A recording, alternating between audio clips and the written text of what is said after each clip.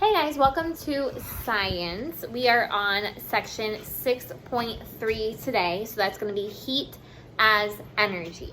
You're going to be reading all of it today because it's not as long as most lessons are, most sections are, so usually I break it up. But today you're going to be reading all of it and doing the concept review and the application. Remember that the application is just you taking the concepts that you've learned in here and applying them to the best of your ability. You know, the answer might be right, the answer might not be right, but at least you're trying to analyze what is going on based on the science. If you ask me to help you, I am more than happy to.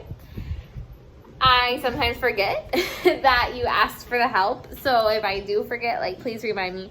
There's one person in particular that I'm thinking of that I don't think that I always respond to your science questions, and I am sorry. So just remind me, and I will, because to me it's very interesting too. Okay, and I like to talk about it. So what are we going to be talking about today? The main thing that we're going to be talking about, I'm not going to say a lot of verbiage. I'm going to let you read it. I'm going to let you watch the video because the girl does a good job explaining it in a little bit of a different perspective, a little bit of different vocabulary. But I think that it's very practical. She's, showing you more visuals for it, helping you understand it a little bit better. When you watch her video, which you need to take notes on, okay, so at least have half a page of notes from her video because it's 10 minutes, so you'll get some good information out of it. There's some formulas that she's going to show you and stuff like that. But the stuff that feels like over your head, a little bit too advanced, or you're just not captando, remember what the purpose is for this video. Don't worry about it. Don't go back and be like, okay, I have to listen to this 50 times because I'm not really understanding what she's talking about. No. The purpose of you watching the video is to support what you're reading. I would suggest to you that you watch her video first because you're going to hear the vocabulary, you're going to hear her definition of the first law of thermodynamics, the second law of thermodynamics, and you're going to hear it paraphrased from her, right? In her own words. Then when you're reading the stuff, you're going to be like, oh, that's what she was talking about. Okay. So that video is to help you understand the reading. Just like when I introduce the concept, sometimes I give you some things to grab onto. That's kind of the purpose of her video too.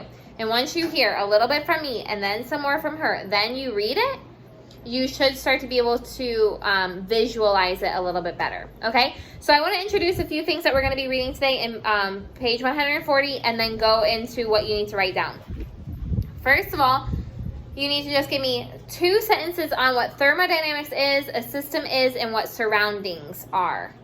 Those 3 things together into 2 sentences. Let's read those 2 paragraphs and kind of just break it down. It says, thermodynamics is the branch of physics that deals with thermal energy, heat, and their relationships to other forms of energy and energy transfer. Remember, we talked about that with heat. There's thermal energy, and then heat is the transfer of thermal energy, okay? Now we're getting into the laws and what exactly heat is, okay? The fact that it's not a substance. They used to think that it was an actual substance called heat, called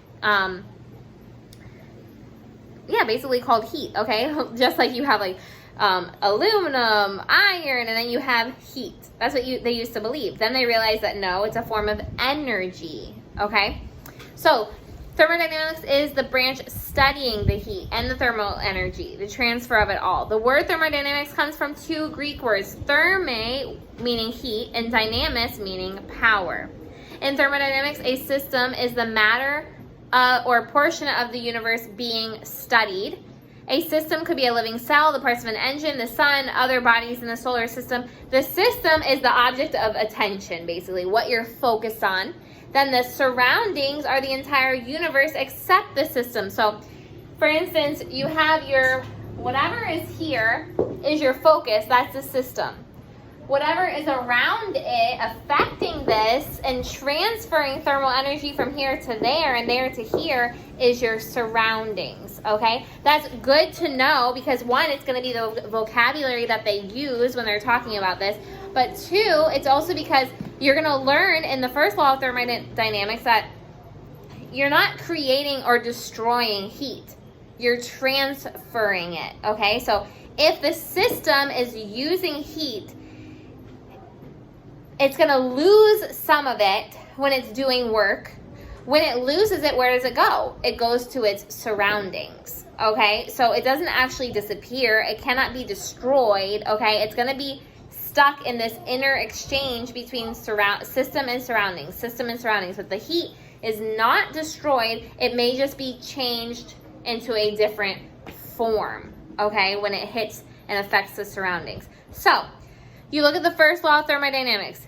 You need to, let me just give you a hint on this one. You need to read these paragraphs, but the real first law of thermodynamics doesn't come into effect until at the bottom of page 141. So when you read, this part right here is the weirdest part of the whole reading, are these paragraphs right here, from Rumford and Mayer's discoveries all the way down to the paragraph that says Joule's work helped establish the first law of thermodynamics. This is where it gets normal again, okay? So you read it to get a good background, but I'm not going to make you write anything according to these paragraphs because it's just background information, okay? So 2 sentences on the first thing I told you about. Now give me 3 sentences explaining the first law of thermodynamics. Because basically the first law of thermodynamics, guys, is just like the law of conservation or energy. That's what they're going to tell you, that energy can neither be created nor destroyed, right? It's the same thing with heat, okay? That the energy can neither be created or destroyed. It's going to be transferred to things and lost to other things, but it's still there in the universe, which is helpful for formulas and equations in science to know that you're looking for it in a different form, but it didn't disappear, okay? Just to give you a hint, too, that whatever they're talking about here in this part down here that I said was a little weird, the experiment is drawn up here, so that will help you if you refer to the drawing to help understand what they're talking about, okay? Then you get into page 141, the second law of thermodynamics, okay? And you're going to give me now 4 sentences explaining the second law of thermodynamics. What the second law of thermodynamics is this. They're going to be talking about something, and they will be talking about it on page 143, called perpetual motion. You're going to see it in the video as well. They have this little bird that keeps bobbing up and down.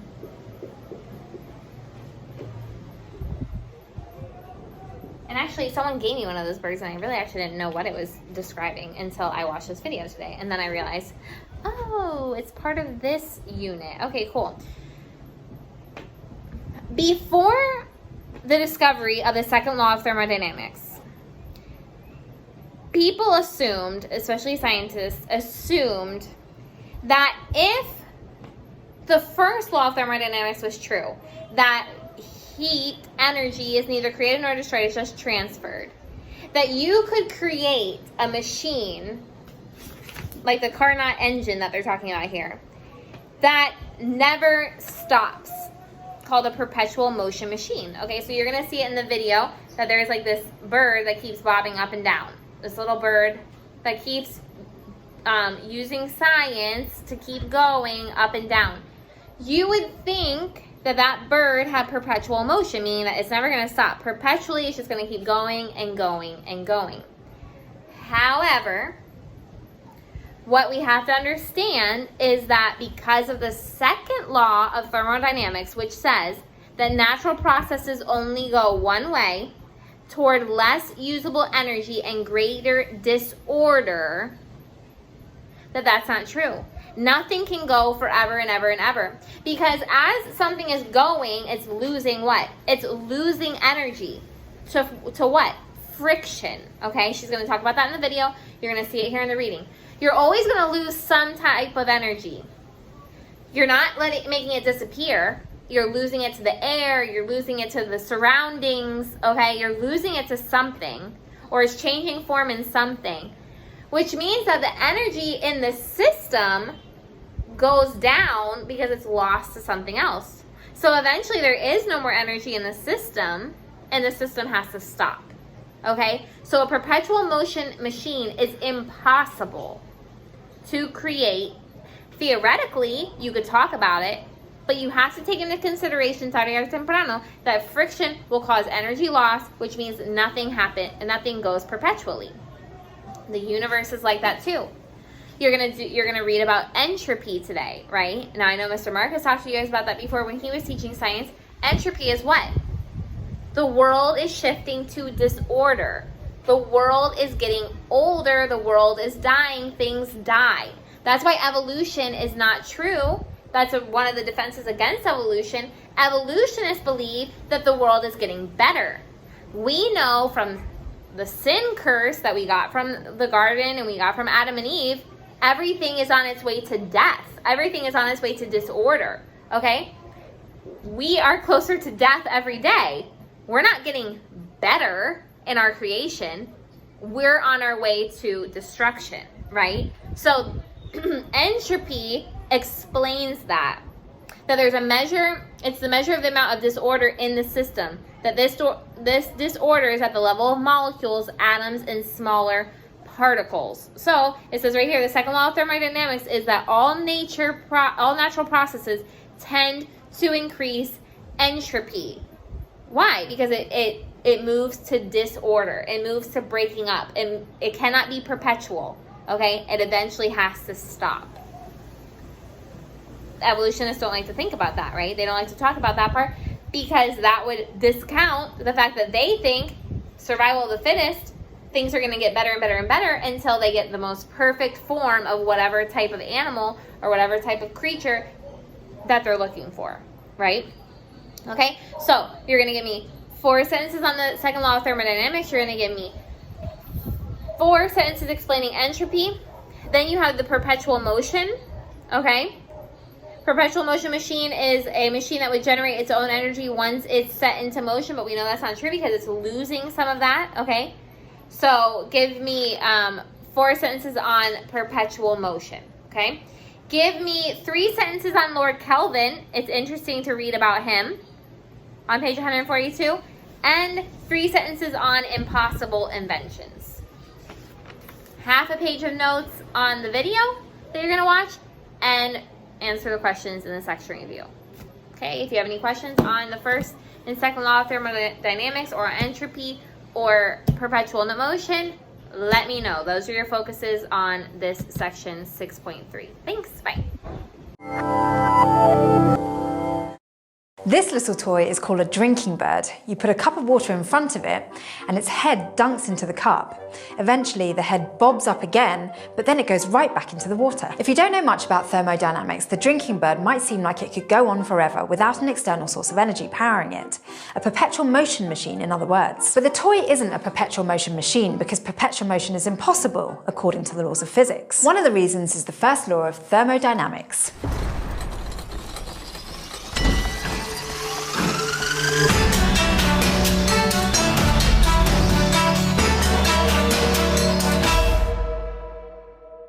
One of the main goals of thermodynamics is to describe the transfer of energy. We've already described 2 processes as a transfer of energy, work and heat, and they're both connected to each other. As a thermodynamic system does work, it loses heat. When work is done on a system, it gains heat. So heat is converted to work and work is converted to heat. Together, the work and heat transferred into or out of the system represent the change in its internal energy, which, as you might recall, is the total kinetic energy and potential energy of all the molecules in the system. This idea that the change in internal energy is equal to the change in work plus heat is so fundamental that it's known as the first law of thermodynamics. So we can have an equation to use for analysing problems. We write the first law like this. The internal energy, U, of a closed system is equal to Q, the heat transferred to the system, minus W, the work done on or by the system. It's important to remember that when we talk about changes in internal energy, if heat is transferred into the system, Q is positive, and if heat is transferred out of the system, Q is negative. And if work is done on the system, W is negative, and if work is done by the system, W is positive. Some textbooks will change those signs around, so it's worth keeping track of what the positives and negatives mean. Now you'll notice that the first law of thermodynamics describes only those two factors, work and heat,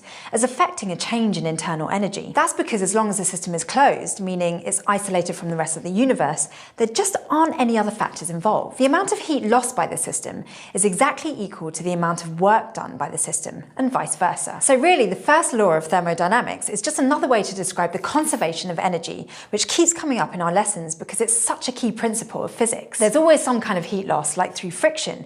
Even that tiny amount means that the motion can't continue forever. It will eventually run out of the energy it needs to drive the work it's doing. That's part of why the drinking bird isn't a perpetual motion machine. It relies on the energy it gets from the cup of water to power its movement. The bird is filled with a fluid that has a low boiling point, so it can easily change from a gas to a liquid and back, with just a slight change in temperature. There's some liquid at the bottom and some vapor at the top. When the bird's head dips into the cup, it gets wet. It keeps bobbing back and forth for a while, and as the water evaporates, it cools the vapor in the bird's head, which condenses into liquid, creating a partial vacuum in the head. That makes liquid travel up the tube. The head gets heavier and dips back into the water. But the tipping makes a bubble rise through the liquid into the bird's head, sending more liquid into the bottom and setting the little bird swinging and starting the cycle all over again. But it still needs the water for it to do its thing. Once the water in the cup runs out, the bird stops moving. Now, there are four basic types of processes where the thermodynamic properties of a system, generally an ideal gas in some kind of container, can change according to the first law. In each case, one property is held constant, volume, pressure, temperature, or heat, while the other properties change. Variations on all these properties are used in all kinds of machines, especially engines. First, there are isovolumetric processes where the volume is held constant, usually because the gas is in a rigid container, while heat is added or removed. As you add heat, the pressure of the gas will increase and so will its temperature. As you remove heat, the pressure and temperature would decrease. Isovolumetric processes are kind of boring as thermodynamic processes go. The gas is stuck inside its container, and no matter how much heat you add, the gas doesn't do any work. You're just increasing its internal energy. But isobaric processes, where the pressure is held constant while heat is added or removed, are a little more interesting. Here, the volume of the container is allowed to change, usually because the gas can move a piston. As you add heat, the volume and temperature of the system increase, and as you remove heat, the volume and temperature decrease, which means that an isobaric process can do work. Here's why. In earlier episodes, we've said that work is equal to force times distance. In this case, the distance the piston moves. We've also said that pressure is equal to force divided by area, which means that force is equal to pressure times area. Here is the pressure of the gas times the area of the piston. So work is equal to the gas's pressure times the piston's area times the distance it moves. And one more step. The area of the piston times the distance it moves will be equal to the change in the volume of the container. So the work done during an isobaric process is equal to the pressure of the gas times the change in the volume. If heat is added, the volume goes up and the piston moves outward, so the system does work. If you push the piston inward, you're doing work on the system, so its volume goes down. The third type of thermodynamic processes are isothermal. That's where temperature is held constant, usually by connecting the system to a much bigger system whose temperature would take a lot of heat to change, known as a heat reservoir. The heat or volume of a system is then changed very slowly so that the other properties can adjust while the temperature essentially stays constant. An isothermal process is kind of like an isobaric process in that if you add heat, the volume will expand, so the system will do work. But for isothermal processes, you can't use that simple W equals P delta V equation because the pressure does change. Instead, you need to take the integral of the pressure with respect to volume. This way, you're still calculating work, but you're taking the changes in pressure into account too. Another difference between isobaric and isothermal processes is that since temperature is held constant in isothermal processes, the internal energy of the ideal gas can't change. And the first law of thermodynamics says that heat minus work is equal to the change in the internal energy of the system, in this case, 0. So the work done by the system will be equal to the amount of heat added and vice versa. Finally, there are adiabatic processes where no heat is allowed to flow in or out of the system, but the gas can expand or be compressed. Again, the equation for the first law of thermodynamics helps us out here. Q is 0 because the heat of the system isn't changing, but the internal energy of the gas can change, so the system can do work or have work done on it. In fact, the change in the internal energy of the gas will be exactly equal to the negative of the work. But this is all just the first law of thermodynamics. There's also the second law, which says that heat will spontaneously spontaneously flow from something hotter to something colder, but it won't flow from something colder to something hotter. And that's because of this thing called entropy. Entropy is often described as the inherent disorder of a system.